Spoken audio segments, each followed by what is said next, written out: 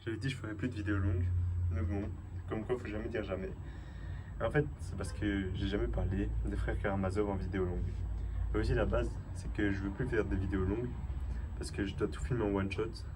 Autrement, quand je fais des montages, je crois que mon PC il a des petits problèmes à gauche à droite, c'est-à-dire qu'il y a des écrans verts qui se forment.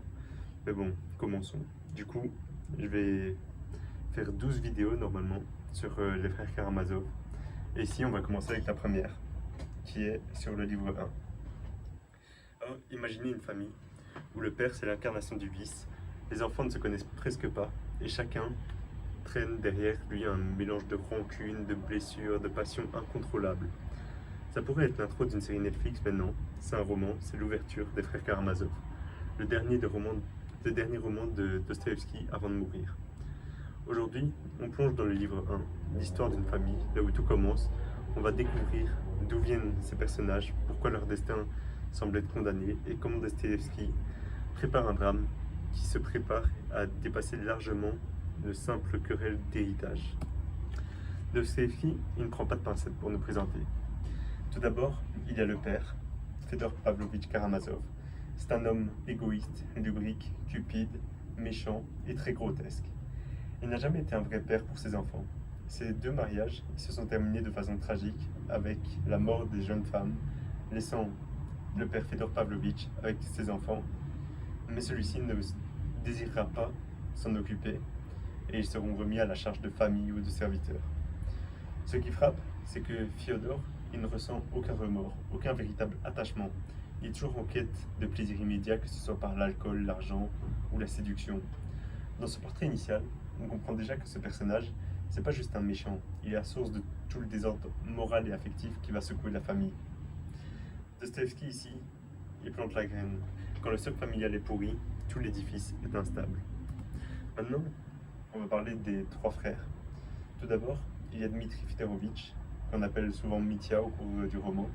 Il est l'aîné du premier mariage, impulsif, passionné, très amoureux. C'est un homme des excès. Quand il aime, c'est jusqu'à la folie. Quand il se dispute, c'est jusqu'au sang. L'argent, il file entre ses doigts, les rancunes aussi. Dmitri, c'est une tempête humaine. On le sent dès le départ qu'il est le plus explosif du trio. Ensuite, il y a le deuxième frère, Ivan Fedorovitch. Il est issu du second mariage, c'est le premier fils du second mariage. C'est un intellectuel, il a été à l'université, il est sceptique, il lit, il réfléchit, il questionne. Ivan, il est déjà porteur de grandes interrogations philosophiques du roman. Dieu existe-t-il? La morale a-t-elle un sens sans la foi? C'est un esprit brillant, mais aussi un homme qui garde ses distances avec sa famille et parfois avec la vie elle-même. Ensuite, il y a le dernier frère, Alyosha. Son vrai nom est Alexei, mais durant tout le roman, on l'appelle Alyosha. Il est le cadet, élevé entièrement loin de son père. Il est élevé par un moine très respecté, le starets Zosima. Alyosha, il est doux, humble, il est profondément croyant, il ne juge pas, il écoute, il console. Dans cette famille chaotique, il est presque une anomalie, la lumière au milieu des ombres. Trois frères, trois visions, trois mondes, la passion, la raison, la foi. Et déjà, on sent que ces forces ne vont pas cohabiter tranquillement. Le livre 1, il nous montre aussi à quel point ces trois frères sont des étrangers les uns pour les autres. Ils ont grandi séparés dans des milieux différents avec des éducations différentes. Quand ils se retrouvent, c'est autour de leur père, et c'est pas pour une réunion joyeuse. Dmitri, il accuse Fyodor Pavlovitch de lui voler son héritage et d'essayer également de séduire la femme que lui, il veut. Ivan, lui, en attendant, il reste en retrait, il est observateur. Et Alyosha, lui, il tente naïvement de jouer les médiateurs, il essaie de réconcilier tout le monde, il veut pas de problème. Si vous imaginez ce repas de famille, c'est comme un repas de famille à Noël, sauf que c'est Noël en enfer. Ce qui est fascinant, c'est la manière dont Dostoevsky il prend son temps dans ce premier livre. Il place vraiment les personnages, il explique leur profondeur psychologique. Le livre 1, c'est presque un prologue géant. Pas encore de meurtre, pas de procès, pas de. Il n'y a pas encore l'essence même du roman. Il n'y a pas encore les tensions qui sont palpables. Il dresse seulement la carte émotionnelle du roman. D'un côté, il y a le père, qui incarne la corruption morale, qui incarne vraiment les vices de l'homme comme on ne peut pas en avoir.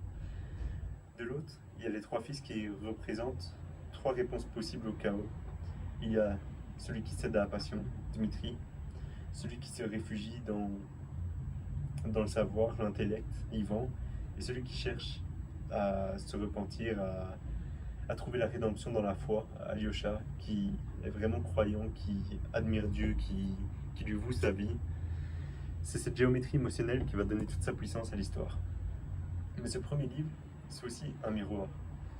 Dostoïevski, il parle pas seulement d'une famille russe au hasard du 19e siècle.